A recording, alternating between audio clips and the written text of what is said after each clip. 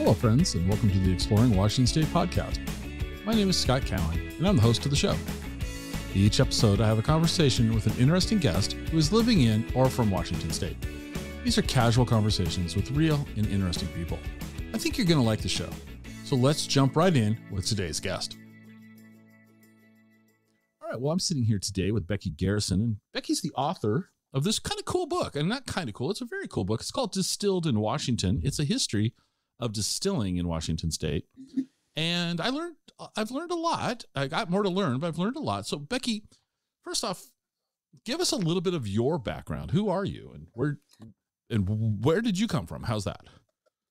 Well, I always describe myself kind of jokingly as a prenatal Episcopalian. My late father was an Episcopal priest. I tell the people, you do the ecclesiology and the history and the science. And so I grew up that way, but because due to a very highly dysfunctional family history, I ended up becoming a religious satirist. I was ended up satirizing as my way of survival. I guess you could say growing up in a dysfunctional family, satire became this tool that I use, kind of railing against the institutional power structures and whatnot. By 2014, I'd grown kind of tired of that journey. Right. I had also grown kind of tired of trying to connect with a dysfunctional alcohol-riddled family that just is no interest in connecting except for a few members. And I decided that the Pacific Northwest was a great place to go to retire, to get old. Here, when you're in New York City and you're a freelance writer, they ask you, so how do you support yourself? A question that always makes me get very nervous. No writer wants to really discuss the intricacies of how they manage to survive a very perilous profession, and why they're nuts for even wanting to do it in the first place. Then when I was in Boston for a little bit, you kept getting asked, you have these Ivy League degrees. Why aren't you doing something more with it? Setting aside the fact that a lot of people in humanities do not have jobs, even though they graduated from Ivy League institutions. So I want to interrupt you. So did I read correctly? You went to Yale? Yale Divinity School, Columbia School of Social Work. Yes, I had an MDiv, MSW. Okay. My interest is always trying to help people, try to, build up communities. I guess you could say in some ways you're trying to make do the ills of your past from your family history. And because I'm also discovered in my studies, I was related to Roger Williams, who's the founder of church-state separation, a really good pioneer. And I'm like, well, how do I emulate this person instead of my current relatives? And what's exciting when you come out of the Pacific Northwest is they ask you one question: what are you working on? Which is the only question a creative ever wants to answer. We don't want to talk about, to people we don't know very well, the nuances of how we make our lives work. We want to discuss what we're doing as the end result. Okay. And the Pacific Northwest here had a lovely Celtic sense of spirituality here. It's been left alone. So you don't get the academic or the publishing push to peril. Except for Sub Pop, there's not really a lot of music publishing companies here. So people come here because they want to create. Okay. They come here.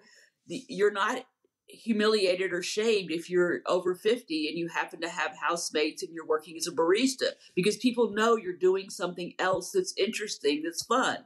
And just connecting with these kind of people. It was a place where a woman over 40, a woman especially over 50, isn't looked at as though she's some kind of a leftover whatever. There's a lot of value here. And I said, this is a good place to go to age, to kind of worship with the pines instead of in, a church building. So this is so interesting to me because I've lived my 62 years of life in Washington State. I've gone around I've traveled the United States pretty extensively, but I've always called Washington State's always been home. Mm-hmm. And what you just described is seemingly unusual to you, which is, somebody of 50 plus years of age having roommates and working as a barista.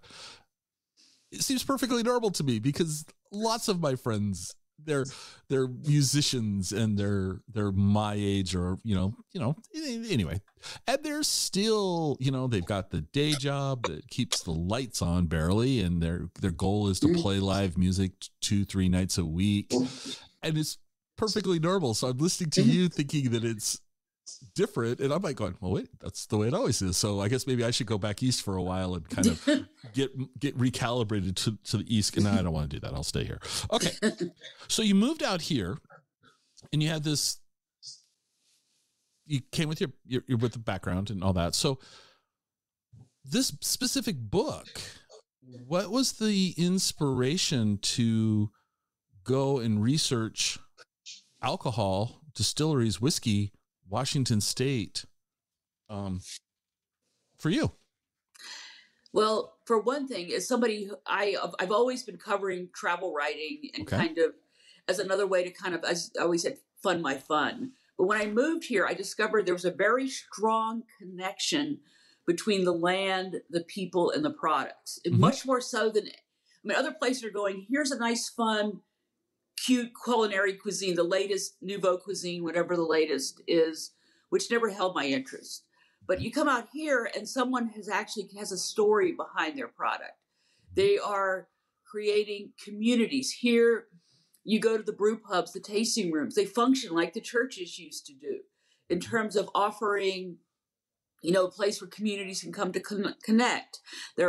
Some of them offer, here's where meeting places. Here's where we can help sponsor nonprofits. We can help our community. Here's a local member that lost something. Now we're going to hold a local fundraiser. This is what churches used to do, the kind of barn raising, community building. And over the years, the church became so much institutionalized, it lost its relevancy. It hasn't really played a role since the civil rights movement. Meanwhile, the rest of the world, individual churches have. I'm talking about the institutional church as far as being a prophetic voice that everyone was universally respected. That left in the 60s, has not come back. But yet I'm now seeing this emergence of these grassroots pioneers. I know you make fun of Oregon, but we're a state here, for example, that we have 1% of the wine is produced here, but yet the state has 52% of the biodynamic wineries in the country. And this whole thing really began to interest me, the notion of regenerative agriculture, the way that people were giving back to the land, not just leave no trace behind, like when you go camping, but how to make the product better. How do you make products that are good for yourself and good for the planet? Right. And as someone who has an extended family that is just alcohol riddled up the wazoo, I was always interested in the craft over commercial because my family chose just to drink whatever would get them intoxicated, which is typically of an alcoholic. But here, people were finding a craft sensibility that was infusing the products. They were choosing flavor over yield. They were working with farmers to create things from salmon safe, B Corp certified, USDA organic, as I just mentioned, biodynamic. All these terms became part of the culture. I began to go to food festivals and noticing, at least in the beginning, at a festival like Feast, it was dedicated to helping to end childhood hunger. It later became a lot more commercialized, but in the beginning, that's what it was. So I then went and started pitching books with this coverage, and History Press said, I'm interested in what you're writing. However, this book that you want to propose might be too broad for us. So we kind of started walking around like, what books have you done? What are you interested in? And we discovered, much to our surprise, that despite Washington State being one of the top numbers of distillers in the country, it's tied with, there's New York, then California, then Texas, and Washington State are kind of vied for third and fourth place. These numbers are all pre-COVID, so it's kind of hard to calculate. You realize there's no book on the history of distilling. There's not even a guide to the history, to all the distilleries listed in Washington State. The Washington State Distillers Guild is reforming. They're doing a marvelous job under A.J. Temple of Temple Distilling and Nathan Kaiser of Two Bar Spirits. But their list as of this writing is not as accurate as what's in my book. So I feel like there needs to be a resource for people who want to explore this really dynamic scene of about over 75 distilleries. So I said yes to writing this book. And it did help that, Jason Parker and Charles Finkel were very supportive of it and have been very good champions. So it's good. There's such amazing support among most of the distillers here. It's just phenomenal. What's interesting, one of the things that, if we tried to talk about the history of alcohol in Washington State, we could be here for days. But there's two things that I think are interesting that I picked up in your book, and that one of the things I kind of knew a little bit about before, which was the bootlegging aspects of Washington State liquor and almost like the gentleman-like nature of it. But as a kid who grew up here and watching, so I grew up, this is my experience pre-21, was state controlled liquor stores, right? Mm-hmm. And it's the only place you could buy hard alcohol in the state of Washington was from the state of Washington. Mm-hmm. And I just remember going into liquor stores pre-21 to get boxes when I was moving. Okay. I mean, they were a great resource for cheap people Mm-hmm. moving because you could get the liquor boxes. And then, the state got out of the business of alcohol in that respect. They opened it up. They changed some of the laws, and I'm really high levels skipping over this, but distilleries are really quite new here. We don't have a long legal history of Mm-hmm. distilleries. And Mm-hmm. so for the state to go from, I'll say none to Mm-hmm. being third or fourth in distilleries is kind of fascinating to me. So in your opinion, why do you think we grew so rapidly? Well, first off, when the prohibition was first repealed in 1934, if you look at the current state, Washington State was not considered a good place to make wine. No. It was not considered a place where you would make distilled spirits. Most of the distilling was happening in the grain growing areas of the Midwest. Mm-hmm. And also post-prohibition, as you know, bourbon replaced rye as the number one spirit because rye is a little bit more difficult to grow. So instead of growing rye in western Pennsylvania, western New York were becoming more populated. Mm. So the logical place to grow corn was Kentucky, followed by Tennessee. Okay. And so you just wouldn't have thought of this as a place to make grain. We didn't have the specialty grain. We were known, however, in terms of grain for growing beer. Mm-hmm. Washington State, 83% of the beer consumed in Washington State right after Prohibition was grown in state. And the state exported twice as much beer as it imported. Okay. And Charles Finkel, I think, who's the individual who I think pretty much introduced craft beer to the United States, really whetted the appetite of people in Seattle for craft beer. Mm-hmm. 1989 was when Pike's Pub was open. There were a few other breweries open at that time. You then trace the development of the craft beer movement. Mm-hmm. You also look at the development of wineries. This led to an interest of, the notion of taking beer. But Jason Parker is one of the brewers of many who are now starting from brewing and then taking their wort and turning it into distilling. This whole notion of flavor over yield Mm-hmm. became a really big concept. And then Don of Dryfly, whom you've had on your show, was the first person who spearheaded the legislation that made it happen. And once it was possible, it started flooding. And by 2012, when they started pass the legislation that privatized the liquor stores, we had gone from zero. In 2008 to 2012, they'd gone from zero to about 20. Yeah. And just the moment people could do it, they wanted to do it. Yeah. And it takes a while. I've been reading some of your other interviews, like John Wolford was describing all the hassles of trying to get yourself licensed, and then you have, Jamie of Fast Penny and John Wolford. Both of them were operating during COVID, which was one of the most Mm-hmm. stressful times to try to open. But, people are just coming here. There's an appreciation for the craft spirit. And what's very telling is so far we only have a handful of distillers that have been bought out by larger companies. Right. And of those larger companies, most of them, they still operate as akin to a craft distillery. Westland may be owned by, Remy Martin, but they still have a very much a craft sensibility, a very much a sense of place. And the distilleries, a lot of them have a very unique story as to why they wanted to get formed, similar to the craft brewers. I think people just discovered, I want to do this, and now the law is going to let me do it. Prior to 2008, it was prohibitive to set up a distillery. It was expensive. Well, it still seems like it's expensive because, at least when I've talked to brewers, I haven't really had this conversation with distillers directly, but I'm going to assume it's the same, is you got to get it all set up before the state will give you the permission to use the equipment. So you're invested hundreds of thousands of dollars in equipment to either brew beer or to be a distiller. And then the state's got to come in and anoint you as acceptable. That seems a little onerous from an investment standpoint.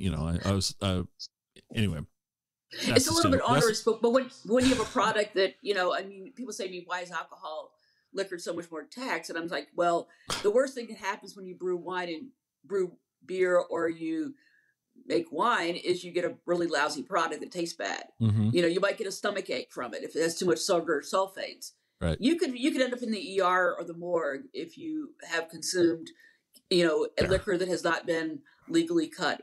Yeah. And yeah. No, we don't want that. Okay. So you decide to kind of document the history of distilling in Washington State. What if anything surprised you about the history here? Did anything come up that in your research you're like, huh? A lot. I mean, first of all, that nobody had ever traced it before just continued to surprise me. I mean, I was surprised at how many. It's like each book had little pieces of the puzzle, So I started reading first on books on.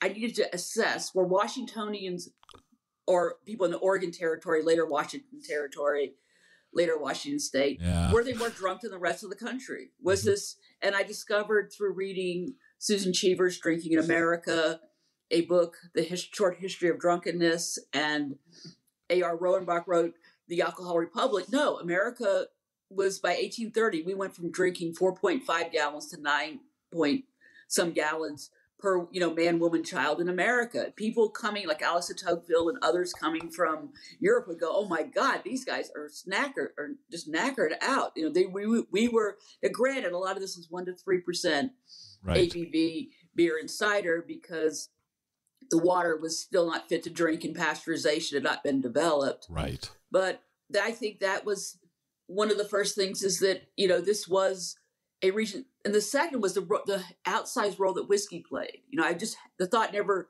occurred to me, which is kind of, it's what would you use for commerce when you go to a place that has not been settled? There was no, there was no money. There was nothing.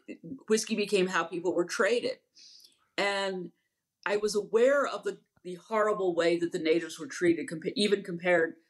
The initial laws against liquor were primarily designated to keep the natives soused, so to speak. They were allowed to put in chemicals, including strychnine, that would keep them, quote unquote, under control. It was absolutely horrible to read how the natives were treated. And that's more of the history that I'd love to see more of it go into. A lot of it has not been written. I think that was more about the laws and distilling. So I had to focus. I talked to my editor and got them to give me a few more 1,000 words, but I had a limit and I hit my limit. And it was those were some of the stories I couldn't leave out. The role of women, the role of children.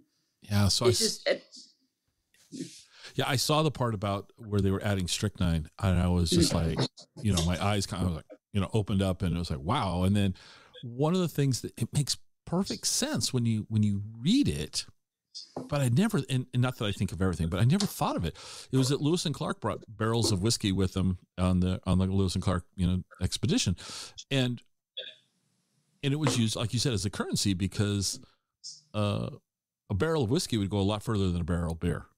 And it was more like, large denomination bills versus small denomination bills. A bunch of hundreds take up the same room as a bunch of singles. Never thought about it like that. Never ever thought about it. And so I was finding that part of the book to be really, I'm like, I'm a history buff in the sense that I'm like, well, this is kind of cool. And then you've got photographs of places that I recognize, like in Ellensburg and in Roslyn. And it's like, they've been, that building's been around. I think one in Ellensburg's been around since like 1889. And I'm like, can't think of what's in there now, but it's still there. What is it? And I got to go back to Ellensburg and look it up. I think that's the historical journey of this is really, really interesting. And I think, absolutely worth a good read, but then you kind of transition into today. And when we started this conversation, you mentioned COVID and, and the disruption that it's had on all of us, but on Enterprise especially. And I don't know that every distillery that started pre-COVID has survived. I hate giving COVID as much airtime as we give it because I like to think of it as in the rearview mirror, but I do think it still kind of lingers, its effects on the economy. But you kind of journeyed around the state to go. Did you visit? How many distilleries did you visit? I visited a number of distilleries in the greater Seattle area. I wasn't given in advance, so I did the best I could. I basically emailed, contacted, Right. saw a lot of distilleries. I've been to Proof in the past. I hope to go to Proof again. So I've tasted a number of the spirits. Right. And a number of them are going to be at Seattle Cocktail Week's Carnival of Cocktails. So the advantage of traveling to Seattle is you can often taste a lot of the different spirits. Right. No, even if you can't visit all the distillery. It's impossible to visit them all on writing on a book budget. So I'm going to put you on the spot. This is an impossible question. Okay. I know it's impossible. It's not fair. It's unfair of me. I warned you I wouldn't ask you any hard questions. I lied. This is a hard question. And I'll let you pass if you don't want to. But of the things that you tasted, was there any one that you went, oh, this, I really like this? Did anything really catch your palate? Like, and really like latch on?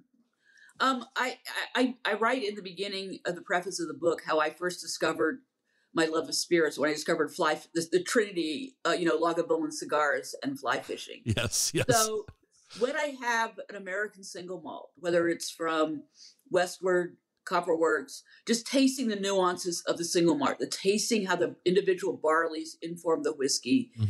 And I've gotten to the point, thanks to Jason, I learned how to I can tell by sniffing the whiskey if it's one I want to sip. Okay. I mean, you get to the point where I finally learned how to become a connoisseur. I finally learned how to do a tasting correctly so I can walk out and not be inebriated. Right. And a lot of it is developing a sense of this is good, it's not excellent. This is very good, it's not excellent. I've also had some gins made with some Pacific Northwest botanicals that just, all of a sudden you just taste and you go, wow. And you just hope that the person's going to stay there and they're not going to pull an aviation, which is when they sell the company and change the recipe. And now you go, this is influencer garbage food, or garbage drink, I should say, and it's just, I just love watching, because when people start talking about the whiskeys they make, I mean, they kind of say, like, they say you can tell a brewer by his pale ale, because you can hide a mistake in a stout. You cannot hide anything in a pale ale. Right. To me, a single malt whiskey is how I determine if someone, or a whiskey period, because you have someone like Keith Barnes that makes amazing single grain whiskeys using wheat and other grains. And some people have made some amazing rye whiskey. So it's not just the single malt, but you can tell when someone's a really great distiller to me by when I taste their whiskey. Okay. Usually. Of the, so you haven't gone to them all. Is there a distillery or two that's like high on your I want to go here list? Like I want to go check this out. There's a number of distilleries that I've interviewed people. I'd like to visit them. I'd like, John Wolford gave me such a great story about his grandparents owning a quote unquote bakery. That I'd like to see the house. What is that house like? Right. Some other people have sent me some interesting photographs, and I'm like, that might be a fun little place to go to. But it's more, I like to me, it's always fun to kind of just go to Wild Ridge, out in Yakima. It's the first distillery and winery combined together. It'd be kind of fun to see that little place over there. So it's a lot of, like, when you're traveling, I love to go to these little off the wall place. Like you pull up, to a little place, you think, oh, this is going to be a terrible, shack. This is going to be horrible. This looks like it's a dump. And you walk in and it's magnificent. Right. I mean, they never surprise me. It's like the dive distilleries. I just love, but in terms of a place I always go to, you can tell by reading the preface of the book and the foreword, I always do the Copperworks Pike connection, because to me that tells the history of wine, beer, and spirits. Right. In Washington State through those two men. I can tell that story. So here's an interesting thing. This is to me is just slightly off topic, but on topic. So last weekend, before so we're recording this in the middle of a week. So the weekend before, my wife had gone over to the Seattle area for her granddaughter's 18th birthday, and a musician acquaintance of ours was performing at a brewery in the Kenmore area. Okay. I did not go. I had other complications. And so I checked in with her, and I said, how'd it go? She goes, it was okay. I didn't like the venue very much, but the band was great, blah, blah, blah. Then she goes, we went not next door. She goes, we went to this distillery there, and I was talking to this guy, and I think you should have him on the podcast. I'm like, oh, okay. And I'm like, oh, okay. I get that a lot. You should have so-and-so on the podcast. And I'm like, okay. And as I'm reading your book, I realize it's the Copper Works Distillery guy. I'm like, oh, you could tell your wife has very good taste. I look for the people say, why did one distillery get more mention than the other? Well, some people tell stories. Some people just tell me, here's my lineup of spirits. Right. And other people say, here's why I made the spirit. And that's the story I'm interested in. Yeah, that's what we like. I mean, that's what people like, is they want to hear the story. Like you said, Mr. Wolford and the bakery house, But you'd be surprised, or maybe you wouldn't be, is because until South Pacific Community, South Puget Community College, or South Puget Sound Community College. South Sound. I don't know. Anyway. Well, until they did the distillery over in the Tumwater Craft District, they're really, the way you learned was for your daddy, your grandpa. You didn't learn legally. The concept, people just don't want to talk about this, but you learned at home. And the police is kind of like in the cannabis industry. A lot of people learn how to grow cannabis. How'd they learn how to grow it? They grew it. And they got very, very good at it. So this is, you're finding a lot of people until very recently did this. And I still have people coming up to me and whispering, they'll say, my great grandpa was a rum runner during Prohibition or whatever. I'm like, I'd love to see it be celebrated, because I had one woman I found through this lovely website called Washington Rural Heritage. You go to this website, they have all these lovely photographs, and then you have to contact each person individually for permission. And I found this lovely photograph of a female moonshiner. She wasn't even in front of a still or anything. She was just sitting out there in her lovely, pretty polka dot dress. And I asked for permission, and the family said, no. And my response was, well, you might want to have the family remove the photo from this library, because anybody who researches this can find out your grandma was a moonshiner.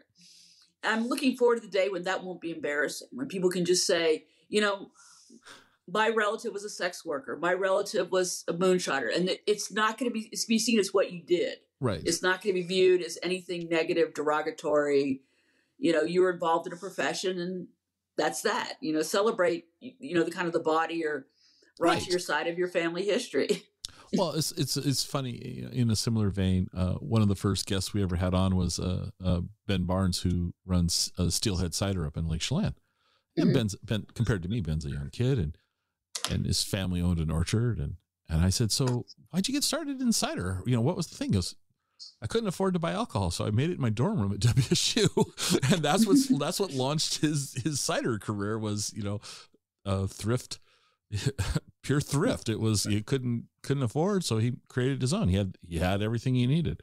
And then another cider maker told me about their first efforts of making it, and how awful it was. As it was in the closet of the dorm room that they had, and anyway, it's just so. Yes, I don't think we should be embarrassed by the past. I think we should learn from it, Okay. So what, well, I don't think I got you to answer this one, but why do you think, I know there was a lot of demand, but why do you think Washington State's got so many distilleries? Because all the other states could be doing this. Somebody could be, distilling alcohol in Idaho or Montana. They do it in Oregon, California. Why do you think Washington State? Is it because we have such an abundance of raw goods, or what do you think? I think it's a combination. One, it's a place where you can go and pursue a passion. You can do your Field of Dreams thing, Kevin Costner style. Okay. And people don't think you're nuts. I think there's other areas where they're like, you're crazy. They may think you're crazy, but it's crazy in a good way. Okay. It's not a question of, okay. And I think there's something to be said for that. But plus, this is a state that's very much, I think, in the right sense of the term, I would say Oregon and Washington have a strong libertarian focus in the old school use of the word. I'm not discussing how it's used today in politics, right, where you do your thing, I do me, we're good. Yep. And I think that people are like, I want to do this. Well, you can do this. And it doesn't cost. I've spoken to people. They said I could do this much cheaper than I could in California. Mm-hmm. It is. it is expensive, but it is still is cheaper than trying to do it in California or New York. Yeah. And over the years, I think it's going to become increasingly more difficult. The regulations, the rent and whatnot is going to, as this becomes more commodified. What I'm excited about is that there's still this sense of you're doing craft. People are like, what are you working on? Just like they asked me with my writing, what are you working on? People don't ask people questions like, so who have you, like you go to the East Coast, like who are you published by? Who's your agent? Who's your this? Do you have all the right credentials? And they're going to do that to distillers, but possibly elsewhere. Here, nobody asks who distributes you. I mean, somebody might, if they want to enter the business, they might say to you, can you sit down with me and explain to me the practicalities of how you get your product to market? Right. But there isn't this, oh, I'm with Diageo, I'm with this, I'm with that. You just don't see that at all. Okay. Yeah. And the fact that, a large place like Copperworks can be doing what they're doing, they're forming new partnerships with Pike. There's a lot of collaboration, a lot of partnerships. I'm seeing a definite connection here with conversations about terroir, with whiskey, similar to the ones you find with wine. Mm-hmm. You're finding it a little bit in Ireland. You're not finding that conversation in the rest of the country. Stranahan says, I'm this oldest, and they're right, they're the oldest whiskey for American single malt. They're the oldest distillery devoted exclusively to American single malt. The first American single malt, however, came from Oregon by Steve McCarthy in 1992. So we are this state that people just do things. Mm-hmm. And then they ask for permission afterwards, you might say. Well, it's interesting you say this. We're talking distilling today. So we're talking, whiskeys and gins and vodka and rum and all that. But the way you just described it, you just kind of described the wine industry. You've described the cider industry. You described Washington State's coffee industry. Mm-hmm. You've described Washington State's craft foods, like some of our cheesemakers. They all just kind of have a sense of, I'm just going to do it. And also the Washington State law in 2008 required you to use 51% Washington State product. And that really, I think, helped I didn't see that. Do a huge push towards, we're going to make this Washington. I mean, people come here wanting to get Washington State flavor, Washington State food. It has become, people don't come here for Maine lobster. They come here for Dungeness crab. There's a sensibility of a Washington sense of spirit. And we're now having specialty grains being started here. We have the Northwest Whiskey Trail, which goes from BC down through to Oregon, that's highlighting a number of Western coastal distilleries. Mm-hmm. They have a very unique, distinct taste. And if you were to do one of, let's say, Central Oregon and Central Washington, that would have a different taste too. I mean, the whiskeys in Bend taste different than the whiskeys in Portland. That is true when you taste whiskeys out, from various places in Seattle. Westland and Copperworks are within very short distance of each other. Very different whiskeys. Mm-hmm. Definitely both worth tasting. And that's just an exciting dynamic that you don't find a lot of other places. This whole focus on terroir, you just don't hear that conversation happening. Yeah, no, you're right. And because I was thinking about this earlier, when we talked on the phone, you talked about terroir a lot, and you were bringing that up, and I was thinking, if I were to buy a bottle of, say, lack of things that pop into my head, a bottle of Johnny Walker, I like, of the Johnny Walker, I've tried lots of them. I think my go-to is the double black. I like that one a little bit, but I don't think about it. It's a commodity. If I bought a bottle of Jack Daniels, I don't think about it. It's a commodity. Mm-hmm. But if I'm buying something from Washington State, and I think it's Blue Spirits out of Lake Chelan, I've tried their whiskeys, and the story that they tell. And I bought the whiskey because it was Washington State. It wasn't a commodity. It was I like this. This is interesting. And it's interesting. We got these big industrial brands, like I just said, and there's dozens of those massive brands, and all spirits. But I do like the fact that you're emphasizing the local nature, how you say Westland and Copperworks. They may be 15 miles apart, maybe 3 hours with traffic. Just kidding. No. Westland and Seattle are both in downtown. Copperworks is downtown Seattle, and Westland SoDo. So they're like a few bus stops away. So a couple hours away with traffic. Sorry, I No, always kid with traffic in Seattle. Don't take me seriously. I always kid with the traffic. But the point is, they taste very different, and they're within an afternoon's worth of tasting at both if you chose to do so. Mm-hmm. So, how do you think the current state of the industry is for Washington State distillers? Do you think have they post-COVID? Do you see it stabilizing? Yes, I think there's been some changes they've made that have been. One of the changes was cocktails to go are now now becoming permitted in the distillery. There's still some issues with food, which is why when Copperworks opens a restaurant, they're going to go for a restaurant license. Mm-hmm. I'm seeing the ones that survived as really thriving. A lot. It's hard to say who didn't survive. I don't want to attribute it just to COVID. I mean, Sound Spirits closed before COVID due to some change. The changes in the distribute when they went to privatizing that affected some people's distribution. Mm-hmm. Rent can affect anything. So a founder dying or getting ill or retiring and then not having a successive person to pass their legacy on to. And some people just say, I'm done with it. I did my bit. I'm done. I'm selling. Right. That you had batch 205 is now Old Log Cabin, for example. So you have a lot of shiftings. My understanding when I looked at the list, there was 135 licenses when I first started. This was a big challenge to determine who is actually open. Right. So how do I determine this? So I had to ask people, is so-and-so open? I think so-and-so's open. Then I'd ask somebody, is so-and-so from the next town over? I don't know if they're open or not. Well, you're in the town right before them and you don't know if they're open or not. So this became this whole, and I think a number of people applied for licenses in 2019. Mm-hmm. And I think some of them, maybe they thought they were going to make RTDs. They thought this would be something fun to do. A lot of those licenses never matured. Okay. I think people decided there's no way. I got the license 2019. I just don't think this is a good idea for me to open. I'm seeing a bit of a trend away from RTDs. I think the White Claw fad that impacted cider more than spirits. People are kind of like, well, why don't I just get a flask and bring, a bottle of tonic with me? Why am I, making an RTD cocktail with the primary marketing thing for that is convenience. Right. And there are a few good ones. I mean, I think Dry Fly has done some good ones and a few other people, but they're not, to me, I've yet to taste a single Dry Fly, RTD cocktail that makes me go, I have to have that in my collection. Did you get to go to Dry Fly's? I haven't been to Spokane yet. Okay, no, so their production facility is in an old newspaper plant, mm-hmm. and it's pretty spectacular. Not from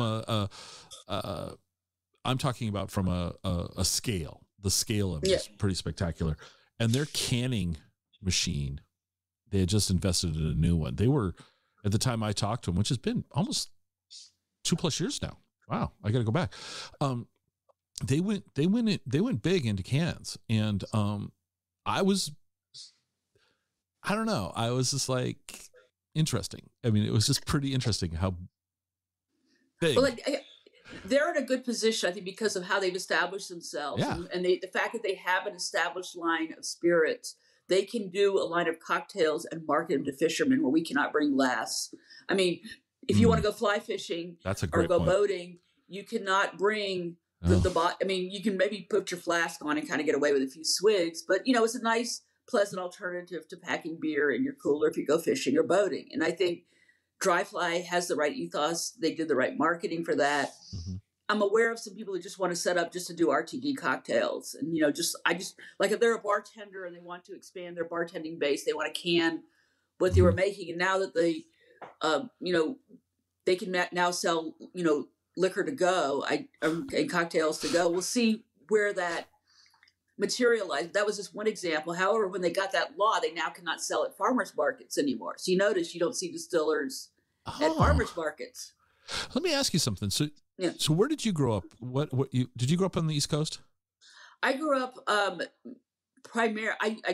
traveled around a lot. My dad was a sociology professor and an Episcopal priest. And the more he drank, the less he could keep a job. So we did a lot of traveling, mostly down south. I spent more years in North Carolina than anywhere else. So I don't have a desire to move back. I am very happy where I am now. No, but growing up, were in the states that you were living in, were cocktails to go a thing? No, it was North Carolina was very, very much liquor by the drink or brown bagging. So, and that was pretty much or dry. Yeah. So when Washington State allowed cocktails to go, I was just like, I thought the world had stopped spinning. I was shocked by that. And you know, it was very interesting to me. Because this state, there have been a few other innovative things of COVID, that and the European style plaza seating outdoors. I'm hoping that more of that continues. It makes me a little sad every time I walk down a place, they're removing their structure, because I like the concept of exploring unique ways to use city space. And I think that we did have some very interesting outdoor spaces. There's some rules they were setting up. I think that was, you know, a very good thing. And the cocktails to go is a natural extension. You have these bartenders having these amazing recipes, amazing cocktails. They're like, we can't serve this to anybody. What am I going to do? Right. Well, you know, and so I think to me, COVID proved that, well, it's proved one thing. If you tell people they can't drink, they're just like with prohibition, they're going to be, screw you, I'm going to drink. I mean, people found ways to consume alcohol no matter what they had to do. I mean, it was just, and some people were more innovative than others. Yeah. I was just shocked though with cocktails to go. I was just like, oh my gosh, I can't believe Washington State would allow this. And I don't know of any correlating evidence that this has caused any problems. I don't think it's attributed negatively to public safety. No, if anything, like when I was growing up down south, brown bagging at a college campus was much worse, because you would bring a bottle of alcohol into the restaurant, and odds are the table would not leave with a bottle of alcohol. Right. So they would end up drinking 2 or 3 times as much as if they had been allowed to order a glass of wine with dinner and a cocktail beforehand. You know, so I think sometimes public policy is not always using their brains. Right. Well, yeah. Okay. Well, we'll just gently step away from that one. How's that? Let's just move. So for you, the book is complete. Has it, I'm uncertain. Has it shipped yet? Is it available as of today? It's going to be as of March 18th. March 18th. So it's going to go live. The release date. March the day 18th. After St. Patrick's Day. Good timing. Yes. So March 18th, the book goes to the public. For you as an author, let's talk about this. So I don't want to say the hard work's done, but the writing is done, the editing is done. I've actually have a physical copy, so it's here, and there's pictures in it and all of that. What's next for you as an author with this process now? The next process is Jason at Copperworks and Charles Finkel of Pike are very interested in promoting it up, getting it up. I'm going to be networking at Seattle Cocktail Week, Taste Washington, coming up for different events. Washington Distillers Guild will be having proof at some point. It's just, you're talking with people like you, letting people know that this book exists, that if you're interested in exploring the Washington distillery scene, I really think it's worth pursuing. You now have a book you can buy. You have plenty of wine books. You have plenty of beer books. You have no distilling book. And I think that if I just get one thing to people, it's like, this is the only book right now that will help you understand this history. And also it has the most comprehensive list of currently operating distilleries. And even as late as going into the final proofing, I was doing my final research, and one of the links didn't work for a distiller. I can't confirm if it's up or not. So I was like talking to my editor, kind of teasing for 3 or 4 entries. I kind of teased the copy because I wasn't sure if they were closed. I wasn't sure. And after copy editing, I had to leave it in. Right. So things continue to evolve. I'm sure that as I'm traveling, someone will tell me, don't you hear this new distillery that just opened? No, but I do now. So it's an ongoing, the business is always going to be flexible. It's always going to be ongoing, ever changing. No, I mean, that's one of the challenges of the book about any topic is that once you go to press, it's kind of locked in and something could change. And now that section of the book might not be as relevant as it was before. All right, so I got a couple of questions of you, and what do you want to work on next? What do you know, you're a writer. You're not going to just stop writing. So you got something it sparks your curiosity? Well, I have a few, another idea I'm running with the History Press. I'll release that when I'm allowed to talk about it. I told them down the road, if that book goes through, I want to do a book on Oregon's biodynamic wineries, because it's just, people don't understand how weird and wonderful this is. It's very much tied to the Zoroastrian, concept of Zoroaster from Persia. We have a Persian winemaker here, Momentazi, who he sells grapes to 21 different wineries, runs a 500-acre biodynamic winery and that's just, we have King Estates, the largest that to me is very exciting. I'm looking forward to that. I'm also doing a work of fiction of my late grandfather was basically like a Forrest Gump of amateur athletics. He spent his entire life, lettering in 5 sports in college, starting with that, kind of being the youngest athletic director of the country when he was appointed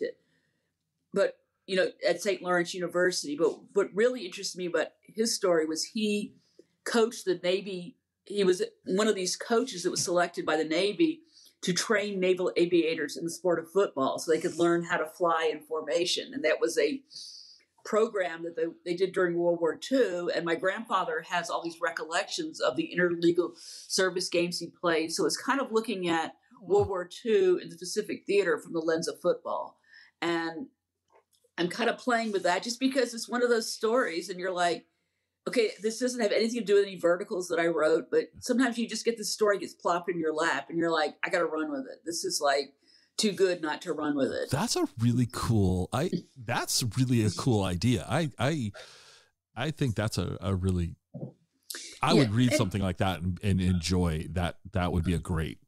Oh, it is fascinating because they didn't realize that the whole notion of war and football. I mean, the Navy language, the Navy manual reads like a war manual. They're describing how you must attack your enemy, must do this. I mean, the use of the gridiron became the battlefield, and they were, and I just didn't realize that this was, and also my grandpa being Forrest Gump, he would meet all these really famous people. Like he's like, oh, I just went down to Jack Dempsey's training camp when I was a little kid. Huh? And you kind of would, and I kept going, and I thought he was lying about all this until Kirk Douglas's autobiography came out. And he said with Grandpa was his wrestling coach. Then I realized, okay, Grandpa's one of these people that just says like, oh, I met so-and-so. He's not bragging. He's just saying like, I saw that person, and that's, by the way, another characteristic I've noticed about a lot of the people that I'm meeting. They're not that into fame and celebrity. I mean, if you try to be a celebrity brand here, I mean, Ryan Reynolds is just me. Everybody here makes fun of him. It is a joke. Right. I mean, the guy actually, I know this is, you want to make fun of Oregon. The guy actually was going to hosted weddings for leap year on his distillery. You come on leap year day and get married for $290. And it's the most anti-craft thing you ever want to think about. And people just make fun of it. It's just like, it's like watching a joke. Whereas if you went to Las Vegas, this would be normal. Right. No, that's, here we are so anti, you try to act too uppity. You try to act like, your brand is better. I mean, all that celebrity branding stuff does not fly here. You gotta, just does not work. It's the product, not the people. That's interesting. I mean, and that's unfortunate that he would, shill weddings on leap year, but oh well. No, it's not. If you look at his wife sells an RTD cocktail line and she doesn't drink. So make of that what you will. Okay. I mean, some people, but that's okay in Hollywood. That's okay in Vegas. It's just here, but it's the whole industry here, whether it's beer, wine, spirit, cider, cannabis. It's just very much homegrown and down rootsy. And when people try to get too corporate, try to get too big, one of the biggest scandals is so-and-so sold their, all their winery property to a company in California. And people here go, that's horrible. Right. One of the dirty secrets they have in Washington is which corporations own certain properties. And, you kind of, people don't want to talk about that, but it is because, and the reason I don't want to talk about it is it's not acceptable. Right. And I think that's a good thing that, we want our products made locally, and it really matters to these people. No, and that's across all, not just distilled, but wine, beer, coffee, food. Yeah, there is a strong sense of that. All right, so I got to ask you some questions. Put you on the spot. Okay. You're a coffee drinker? Yes, in the morning. Yes. Oh, in the morning? I mean, come on, real coffee drinkers. No, I'm just kidding you. So it's tough. You're in Oregon, but where do you like to go for coffee? Where's a great place for coffee? I tend to make my French press in the morning in my kitchen. Okay. But there's a few places that I like to go. We have a local place here called Stomping Ground, a local coffee shop. You just go there, nice people, nice local products, nice local produce, and good Wi-Fi. So if I feel the need that I'm too isolated, too caught up in myself, I'll just go there and kind of have a nice chill experience. So now you said French press at home. So I got a couple follow-up questions. Number one, what beans? What type of coffee do you like? I tend to go for, I like to experiment with like different kinds of organic coffee. For me, organic is very important. Certain brands, I love Water Avenue coffee here. Okay. That's one of my favorite brands. But generally, I will experiment with a number of different organic coffees. Okay. And just see whatever blows my palate for the given time. All right. And when you go out for coffee, what's your coffee drink of choice? I tend to go for a cappuccino. Okay. In the same reason I will order Eggs Benedict when I go out for breakfast. I order things that are a little complicated to make. And it's like, hey, I'm going out. I mean, I'm going to have somebody else make this for me. I love it. Okay. I love it. That's a great attitude. I love that. Okay. So, and I will tip them accordingly. So, I mean, if I'm asking them to make something kind of complicated, I'm aware that, I don't want to be that person that, the bartenders hate making margaritas for that reason. People don't tip them, and they are not easy to make. So I'm always looking for great lunch suggestions. What do you got for me? Where's a good place to go for lunch?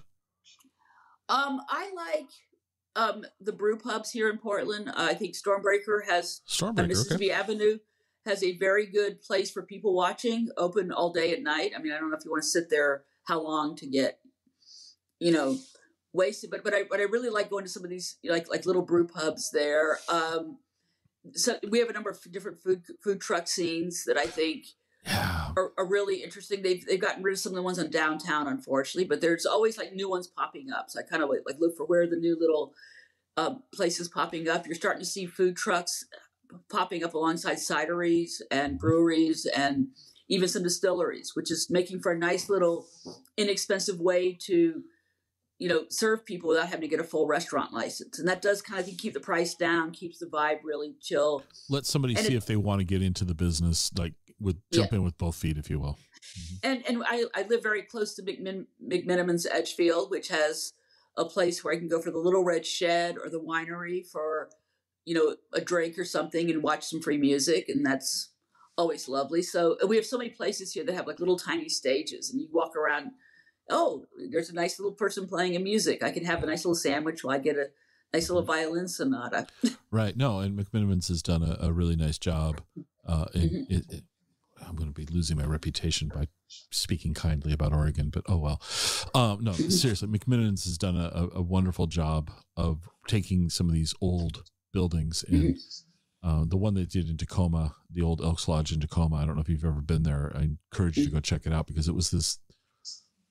I do not remember a time when the Elks Lodge was ever not empty. Like it wasn't an Elks Lodge when I was a kid in the 60s. And it sat there. It was this beautiful building and it was just deteriorating. And they went in, they ended up working with the city and they bought it and they restored it. And now it's this fabulous location with a great music room. And they did the Anderson School up in Bothell. It's kind of got those little alcoves that musicians can play in, but it's got a little stage. I mean, I like what they do as a company. I really like the sensibility. Architecturally, yes. I'm going to not comment on the spirits. Okay. In all fairness, their food and drinks are meh. They're meh, but I like the fact that they're instead of us tearing something down and throwing more condos up, they're taking an old building and repurposing it. I like that. I like it, and Yeah. I found a few products there that I can get, and that they're reliable, and I get them the same time every time. Okay. A few beers, a few wines that I just Yeah. know. Okay, I'll get that when I'm there. All right. I got 2 questions for you. That was my dog. Finally, he spoke during the show. I don't know if that came across or not. Sorry. All right, 2 questions. What didn't I ask you that I should have? Let's go there. What should we have touched on that we didn't hit? Well, I think what's exciting is that Washington State still has a diversity problem in terms, and I don't like to use, because to me, forcing DEI down someone's throat never works. It has to come from me organically. But it is telling that we still only have 3 or 4 female distillers in 2024. Washington State did become the first state in the union to have a distillery on tribal lands. I wanted to do a chapter on women and people of color distilling, and there weren't enough to do it. Interesting. Okay. I think that's, but I'm also being very careful, and that to me what matters. I said this. I met these lovely gentlemen from the Dossier Wine Collective in Walla Walla, and at the Portland version of the Walla Walla on tour. And I said to them, I'm so excited that I met a person of color winery who is also making excellent wine. Because I said, one of the things is I have to go first with the product. And it's a delicious one. I mean, this wine was absolutely incredible. And it was just very great when I can have a great product and I can promote it when it's made by a diversity of people. And I think this is starting to shift, starting to change.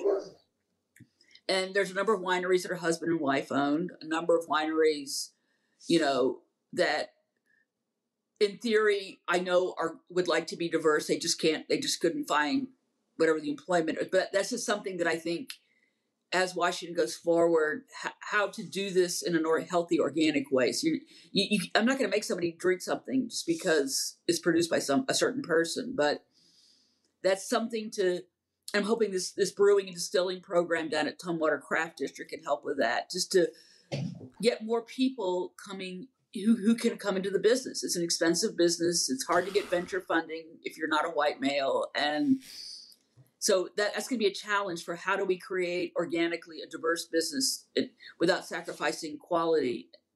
Mm-hmm. I don't have an answer for that, but that's just going to be a challenge, I think, moving forward. I agree with you there. Okay.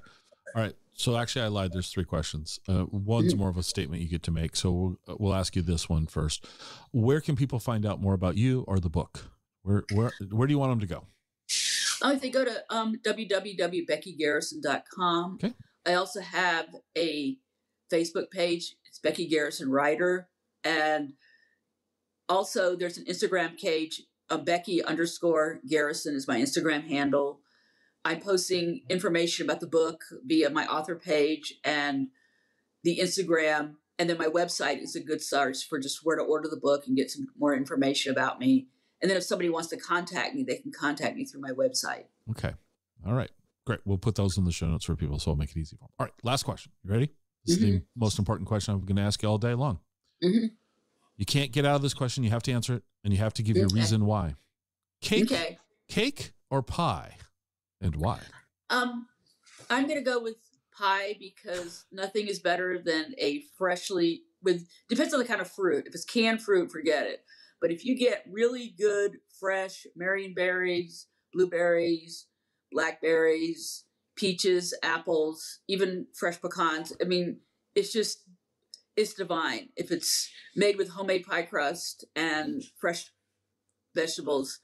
And I'm also trying very hard to get rid of white flour, and I have having difficulty finding cakes made with non-white flour that actually taste cake-like.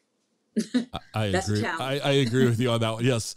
So it's always interesting to listen to people's response to the answer. Some people really struggle with it. Like I've asked them, to pick their favorite child. It's like, I can't decide. This is miserable. Some people are just like, it's cake, it's pie. There's no argument. In fact, how dare you suggest the other one?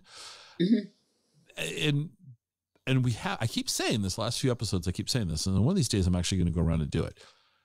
I'm going to go back through all the episodes I've asked this question and get a running tally because I'm curious.